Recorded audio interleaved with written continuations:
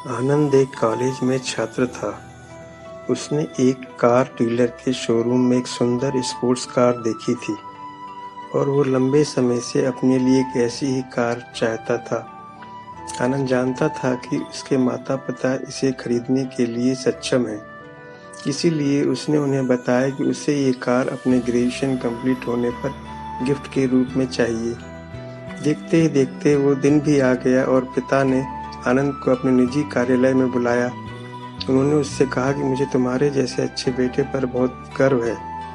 उन्होंने उसे बताया कि वह उससे कितना प्यार करते हैं और उसे एक प्यारा रैपर से लिपटा हुआ उपहार दिया।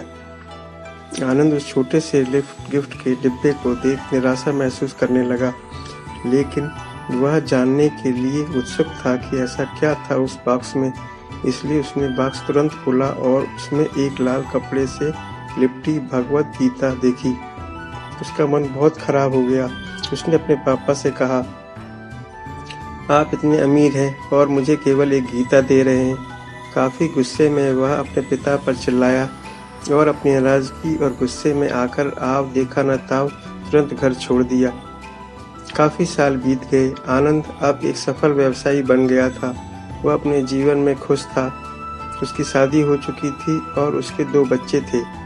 उसका परिवार एक सुंदर घर में रहता था, लेकिन उसके पिता के साथ टूटे रिश्तों के कारण उसकी आत्मा अभी भी आहत थी। आनंद अपने पिता का घर छोड़ने के बाद उनसे कभी नहीं मिला था। आनंद को उस दिन के बाद अपने पिता को न मिलने का पछतावा हमेशा रहने वाला था।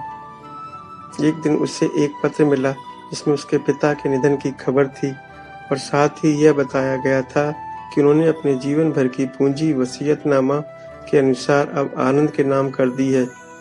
अपने पिता की सारी संपत्ति विरासत में मिलने के बाद आनंद अपने पिता के घर पहुंचा और कुछ महत्वपूर्ण कागज की तलाश करने लगा और गलती से उसे वही भगवत गीता का उपहार लिपटा हुआ मिला। इसे देखकर उसे फिर उस उदासी का एहसास हुआ। उस गीता को उसने अच्छे से देखा तो उस पर अपने पिता की हैंडराइटिंग में कुछ लिखा पाया। उस पर लिखा था, मैं खुद को बेचकर भी हर सपना पूरा करूंगा तेरा, बस तू सपने जरा बड़े देखना। ये बोल रहा बाप नहीं, जिंदगी का सबसे पहला दोस्त तेरा। ये कविता पढ़ी ही थी कि अचानक उस किताब से एक चाबी गिरी, जिसके ऊपर लगे टैग पर उसके ग्रेजुएट होने की तारीख के अलावा साथ कांग्रेचुलेशन आई लव यू लिखा हुआ था। आनंद के सर के ऊपर से उसके पिता का साया तो पहले ही उठ चुका था और आज उसकी जिंदगी की सबसे बड़ी गलती के बारे में जानकर उसके पैरों के नीचे से जमीन भी खिसक गई।